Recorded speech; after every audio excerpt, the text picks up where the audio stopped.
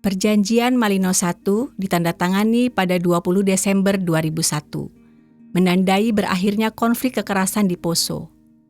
Muslim dan Kristen bersepakat untuk damai. Babak baru pemulihan dan rekonstruksi dimulai.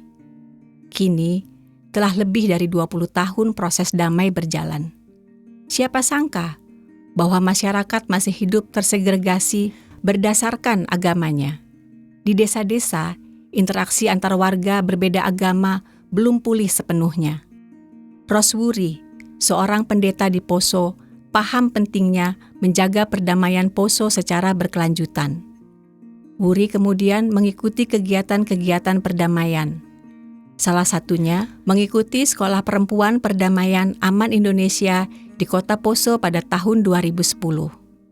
Saat ini, Wuri menjadi salah satu fasilitator sekolah perempuan dan dipercaya menjadi Ketua Presidium Sekolah Perempuan Perdamaian, sebuah asosiasi yang bertujuan untuk mempersatukan sekolah perempuan di berbagai tempat. Tinggal di wilayah pegunungan, di mana tanah luas terbentang. Tetapi para ibu sering kehabisan stok sayur. Mengharapkan sayur dari penjual keliling percuma. Karena begitu si penjual sampai di atas, sayur sudah layu dan tinggal sisa-sisanya saja. Aktif di isu perdamaian tidak membuat Wuri lupa akan kecintaannya pada tanaman. Kebutuhan akan sayur dan terbengkalainya tanah-tanah warga ditinggal saat konflik mendorongnya berpikir kreatif.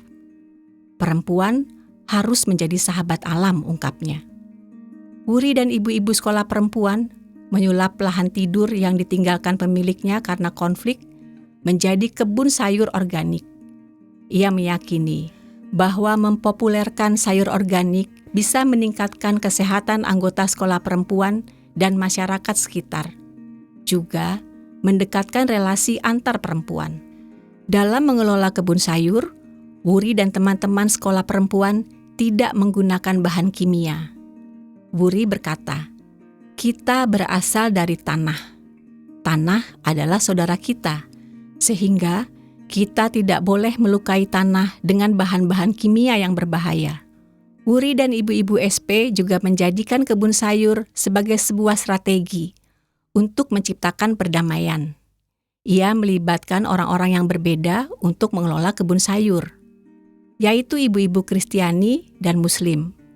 Kebun sayur akhirnya menjadi sarana perjumpaan antar yang berbeda, dan dampaknya begitu besar untuk perdamaian di Poso.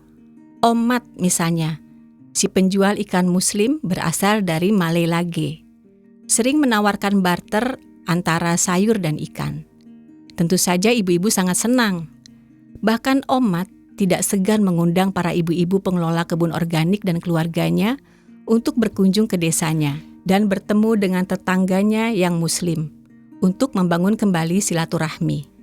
Pasca konflik yang menghasut kedua penganut agama, Kristen dan Islam, interaksi sempat terputus. Ketika Omat mengundang Wuri dan sekolah perempuan, itu merupakan kesempatan untuk merekatkan kembali hubungan yang retak. Wuri juga mengaku masih was-was, tetapi dengan keyakinan penuh, semua ketakutan dan kekhawatiran ditepis. Tujuan utama adalah memperkuat hubungan antar tetangga desa. Hadirnya kebun sayur juga mendorong sejumlah keluarga Muslim yang tinggal di bawah naik ke atas untuk belajar bertanam organik atau membeli produk organik. Misalnya Ibu Hatimah, beberapa kali menemui tim pengelola kebun sayur organik untuk belajar membuat demplot dengan cara bertani organik. Dia bersama anaknya ingin mengelola kebunnya yang kurang produktif. Rombongan perempuan dan aparat desa dari desa Welincu tidak mau kalah. Mereka datang ke Sawidago untuk belajar kepada Wuri dan teman-teman sekolah perempuan mengenai pengelolaan kebun sayur organik. Para peserta belajar tentang falsafah tanah dan nilai perdamaian yang memperkuat konsep dasar bertani organik. Tahun 2018, para perempuan menggagas pasar organik.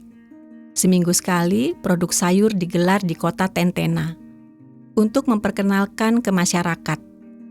Banyak orang antusias dengan munculnya pasar organik. Mereka bisa mendapatkan produk organik dengan harga yang tidak terlalu mahal. Di pasar organik inilah perempuan dan laki-laki dari berbagai latar belakang agama, suku, dan status sosial berkunjung dan membeli produk organik.